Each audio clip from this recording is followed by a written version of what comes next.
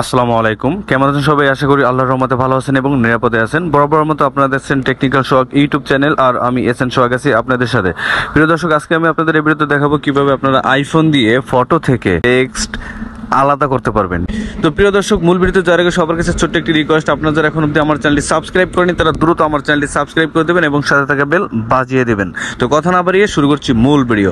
প্রিয় দর্শক, এই কাজটি করার জন্য আপনার ছোট্ট একটি অ্যাপসের প্রয়োজন হবে। সেই অ্যাপসের জন্য আপনি সোজা চলে যাবেন আপনার ফোন থেকে, আইফোন থেকে অ্যাপ স্টোরে।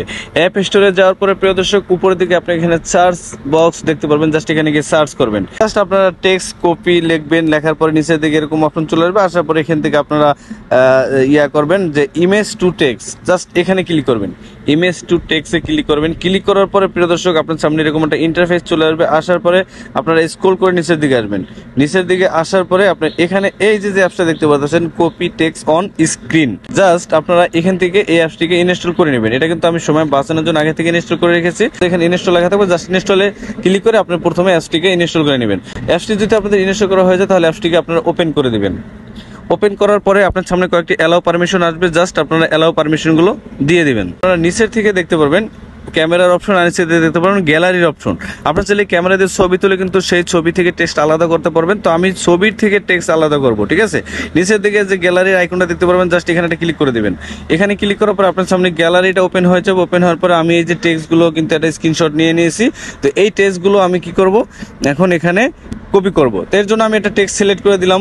এটা সিলেক্ট করার পরে প্রিয় দর্শক, এরকম একটা অপশন চলে আসবে। আসার পরে কিপ কারেন্ট সেকশন দিতে পারেন। প্রথম আমাদের এগুলোকে মার্ক করতে হবে। এই দেখুন আমি মার্ক করতেছি, এই যেভাবে করে আপনারা মার্ক করবেন, ঠিক আছে।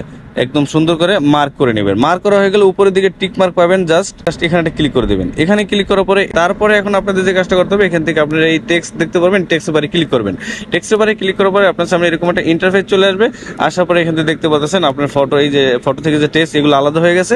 এখন এগুলো কপি করার জন্য উপরের দিকে যে কপির একটা আইকন দেখতে পারবেন, জাস্ট এখানে ক্লিক করবেন। তাহলে দেখতে পাবেন নিচের দিকে এখানে কিন্তু কপি হয়ে গেছে, ঠিক আছে।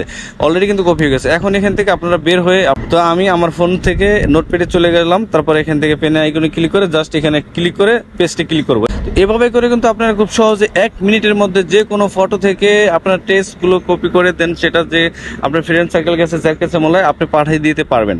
তো এই ছিল মূলত আজকের ছোট্ট ভিডিওটি দেখে যদি একটু উপকৃত হন তাহলে অবশ্যই ভিডিওটিতে লাইক দেবেন, আর চ্যানেলে নতুন হয়ে থাকলে সাবস্ক্রাইব করে সাথেই থাকবেন। তো আজকের মতো আমি এসএন সোহাগ বিদায় নিচ্ছি। দেখা হচ্ছে পরবর্তী ভিডিওতে।